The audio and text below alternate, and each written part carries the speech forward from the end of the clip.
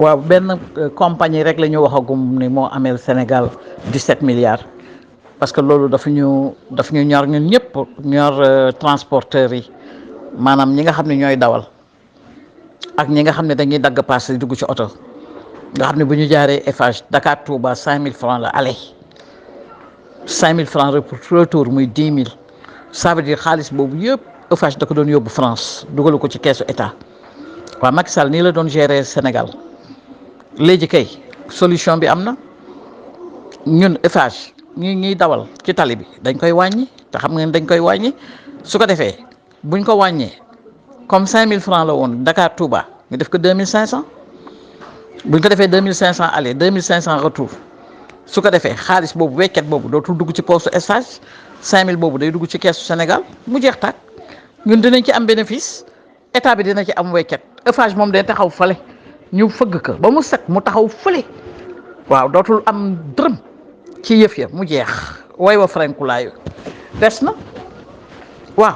seen o ngi ñëw daawul fay tax ndox mi des na énergie pétrole bi commencé nañ ko jël depuis début 2023 la ñu wax début 2023 100 000 barils par jour pétrole brut wax naa ko démb ci sama live parce que sama live bii ngeen di xeeb am lu am solo la te xam naa ne xeebu leen ko sax nag wax dëgg yàlla da ngeen ngi ci bari dañ ci mënul am accès moo tax may def vocal pour ñi mënul accès ci live bi macha allah début 2023 100 000 barils par jour mooy ku ko mën a xayma ci olof 100 000 barils barigo pétrole ci bés bi par jour depuis début 2023 xam nga sàcc ak dànn ak fen ak mantale weesuwul réew mi ñuy wax Sénégal nga commencé di jël seen pétrole ba ci am 100 000 barils par jour te waxuloo dat jour bi waxoo weer wi waxoo heure bi parce que yàlla daf ñoo créer ay bés mooy nawet ne ñëpp xam ñetti nawet ñeenti nawet mais tubaab bi tamit dafa créer calendrier bi dafa am un mois am jour ba pare créer ñu heure tey yàlla dalee naa weer wane ni ay sàcc la ñu amal affaire mënoon nañu génne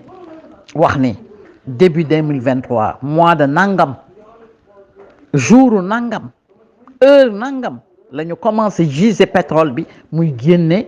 100 000 barigots par jour mais defuñu ko de boo demee Google tapé fa la information yi nekk amul nëbbu jox soxlawuloo ma Samba di la jox information yi soxlawul ma Demba di la jox information yi demal Google nga tapé léegi information Sénégal pétrole mu génne la lii ma la wax début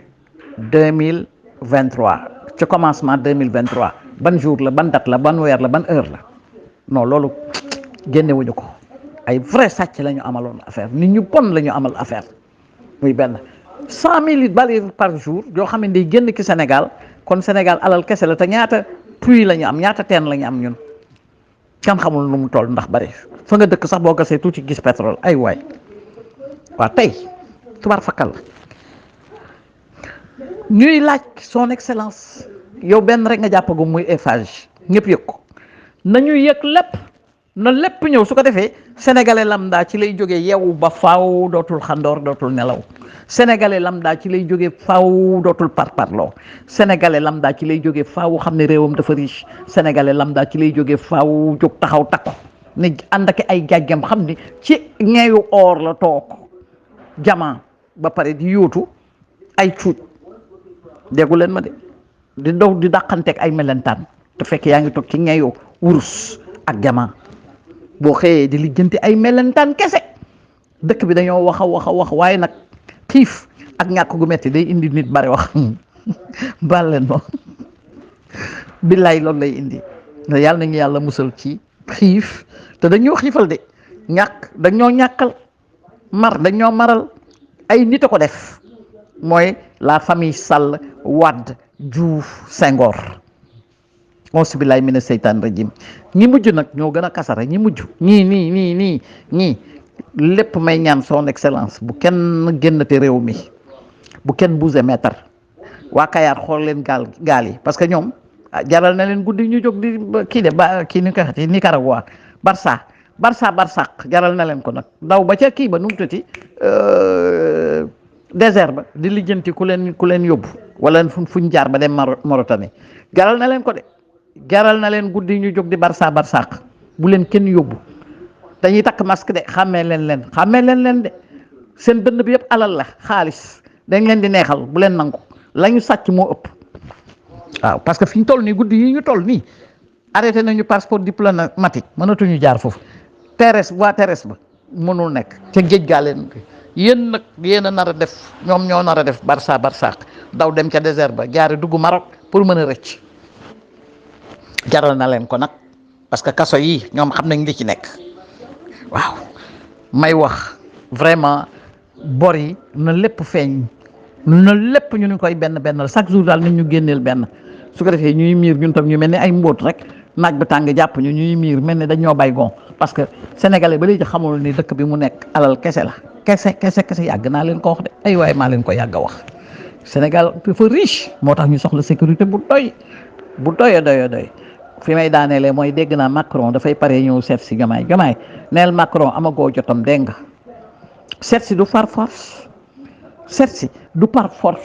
amagoo jotam pour recevoir ko dañuy laqar ci li ñu laxasu la ñuy laqar ci ba pare ba suñu xel commencé dal ngay dooree xool ban heure lay ñëw ñu toog ni ko fang teg journal yi muy wax ngay tontu